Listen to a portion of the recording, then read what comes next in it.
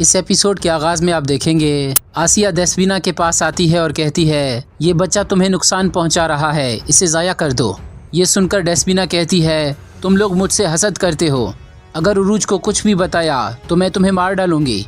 और इज़ाबेल से भी कह देना कि अपना मुंह बंद रखे, वरना उसका सराय उसी के ऊपर गिरा दूंगी। आसिया कहती है, मैं तो तुम्हारी भलाई कह रही हूँ और तुम इज़ाबेल पर इल्ज़ाम लगा रही हो। उसकी नीयत ख़राब नहीं थी, वो एक नेक औरत है। तुम जानती हो उसने कितने राज छुपाए हैं। देस्वीना कहती है, कौन से राज? आसिया कहती है, डाकुओं ने इसहाक आगा को कैद किया था और उरूज उसी को बचाने के लिए गया था। ये सुनकर देस्वीना परेशान हो जाती है। यहाँ जाफ़र सराय के मालिक से कहता है, शाहीन साहब का मिजाज गर्म हो रहा है। मैंने उसे बताया कि वो तन्हा नहीं है, मगर सराय का मालिक उसकी बात काट कर कहता है, देखो जाफ़र, अगर उसे मेरे इस मामले में होने का पता चल गया तो शाहीन खुद को पीछे कर लेगा। आखिरकार वो किलिच बे का बेटा है, वो हमारे साथ काम करना नहीं चाहेगा। जाफ़र कहता है, मैंने उसको आपका नाम नहीं बताया, मगर वो उरूज के मामले में हमसे कुछ न कुछ करने का मुंतज़िर है। जिसके जवाब में वो कहता है, देखो जाफ़र, उरूज के पास अब कोई भी काम नहीं है और ये सूरत हाल तुम्हारे पास खूब काम लाएगा। सुबह से तुम्हारे दिए गए आदमियों का नाम लिख रहा हूँ। ये सुनकर जाफ़र खुश हो जाता है। इसके बाद वो जाफ़र से कहता है, तुम्हारे आदमी यतीम खाने पर नज़र रख रहे हैं ना? जाफ़र कहता है, बिल्कुल जनाब, मुस्तकिल नज़र रखे हुए हैं। बच्चा और लड़की तो वहाँ पर हैं, लेकिन वो दरवेश गायब है। जिसके जवाब में सराय का मालिक कहता है, अगर तुम उसके बारे में मालूमात हासिल करने में नाकाम हुए तो मैं अपना कलम रोक दूंगा, समझ रहे हो ना? यहाँ उरूज और इलियास बाज़ार से जा रहे होते हैं। उरूज इलियास से कहता है, फ़िक्र मत करो इलियास, अल्लाह सबसे बड़ा है, वो रास्ते खोलने वाला है। इलियास कहता है, मैं इसलिए परेशान नहीं हूँ आगा, रिज़्क़ की जिम्मेदारी अल्लाह के हाथ है, ये हमारा ईमान है। लेकिन काम जब कमीनों के साथ होने लगे तो किसी न किसी तरह रुक ही जाता है। उरूज कहता है, ओनीता काफिरों का निज़ाम है, इस तरह के लोग जाफ़र जैसों को ही कप्तान बनाएंगे। हमारा यहाँ ठहरना गलत है, मगर तुम मेरा मकसद जानते हो। इलियास कहता है, मैं जानता हूँ रईस, आप ओनीता का निज़ाम पता लगाना चाहते हैं, पर्दों के पीछे जो कुछ चल रहा है आप जानना चाहते हैं। यहाँ जवानी डीगो का इलाज कर रहा होता है और उससे कहता है, लंबा सफ़र करना आपके लिए ठीक नहीं है, ज़्यादा सफ़र करने से गुरेज करें। जिसके जवाब में डीगो कहता है, जहाँ पैत्रो होगा मैं भी वहाँ पर जाऊँगा। वापसी पर बीमारी का पता लगाओगे कि ये कौन सी बीमारी है, मुझे तुम पर पूरा भरोसा है जवानी। इसके बाद पैत्रो कहता है, मुझे भी तुम पर भरोसा है जवानी। इसके बाद जवानी पैत्रो से कहता है, मैं आपसे कुछ पूछना चाहता हूँ जनाब, क्या ज़ैनब ठीक है? वो भी मेरी तरह हकीम है। ये सुनकर पैत्रो गुस्से से कहता है, मैं तुम्हारे साथ दोस्ताना अंदाज में बात करता हूँ, लेकिन इसका मतलब ये नहीं कि तुम अपनी हद पार करो।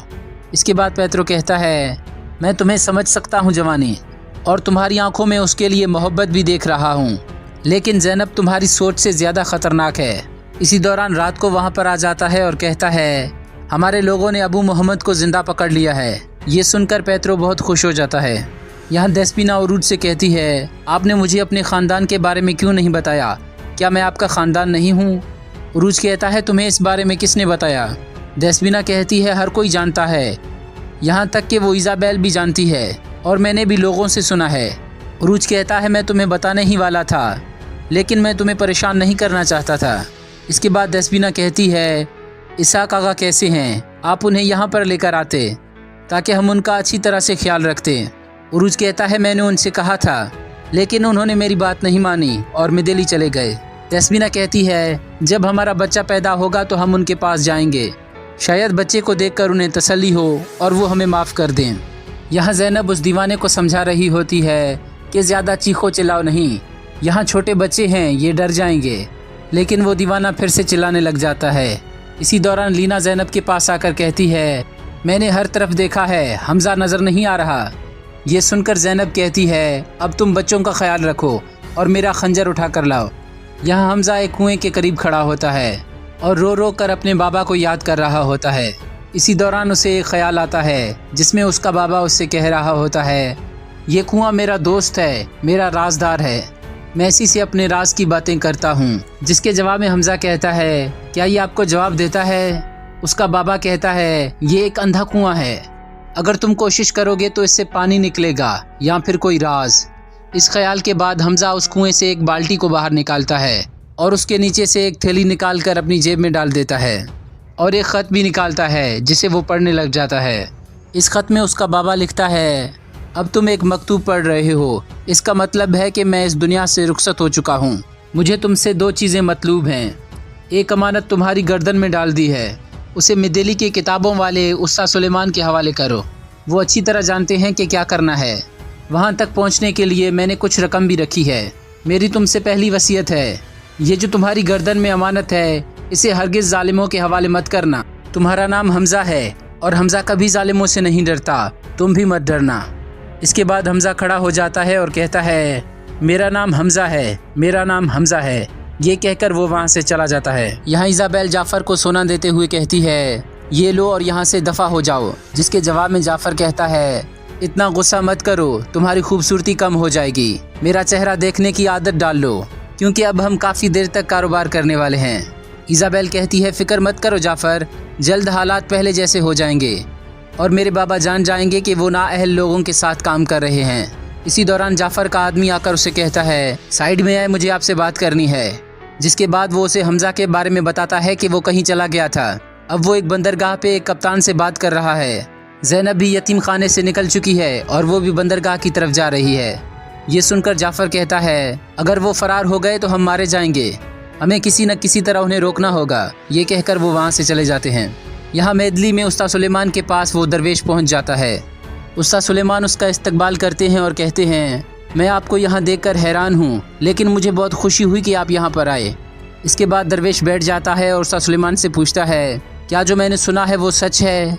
क्या कुफ़ार के जजीरे पर हमला आवर होने वाला याकूब का बेटा खिज़िर है? उस्ताद सुलेमान कहते हैं, जी हाँ, आपने दुरुस्त सुना है।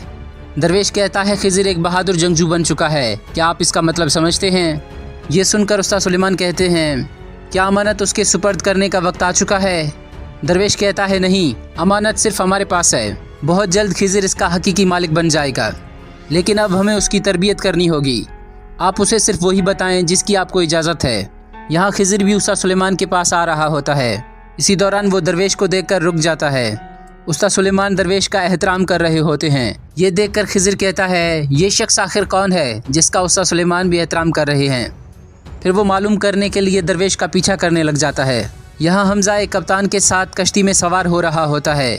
उसी दौरान ज़ैनब भी उसे देख लेती है और उसकी तरफ बढ़ने लगती है, लेकिन इसी दौरान जाफ़र के आदमी उसे पकड़ लेते हैं। ज़ैनब किसी तरह से लड़कर उनसे अपनी जान छुड़ा लेती है और आकर कश्ती में सवार हो जाती है। इससे पहले कि जाफ़र के आदमी वहाँ पर पहुँचते, वो वहाँ से रवाना हो जाते हैं।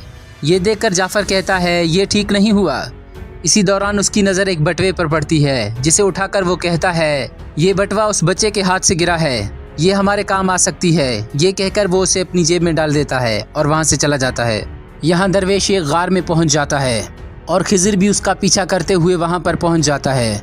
अंदर जाने के बाद खिज़िर उस दरवेश से पूछता है, आप कौन हैं और उस्ताद सुलेमान ने आपको वो संदूक क्यों दी? दरवेश कहता है, मैं तुम्हारे बाबा का दोस्त था और अब तुम्हारा दोस्त बनने आया हूँ। इसके बाद वो एक अंगूठी निकाल कर खिज़िर को देता है और कहता है, ये तुम्हारे बाबा की अंगूठी है। खिज़िर कहता है, आप मेरे बाबा को कैसे जानते हैं? दरवेश मुस्कुराते हुए कहता है, कालू बला से। खिज़िर कहता है, ये आप क्या कह रहे हैं?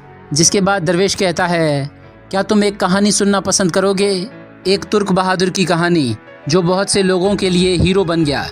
फ़कत अपने ज़ोरे बाजू से उसने कई सिलेबियों का मुकाबला किया और उन्हें मार डाला। वो सिर्फ हक ताला से मदद तलब करता था और वो हवाओं को भी काबू कर सकता था। ये सुनकर खिज़िर कहता है, कौन था वो? जिसके जवाब में दरवेश कहता है, हायरद्दीन।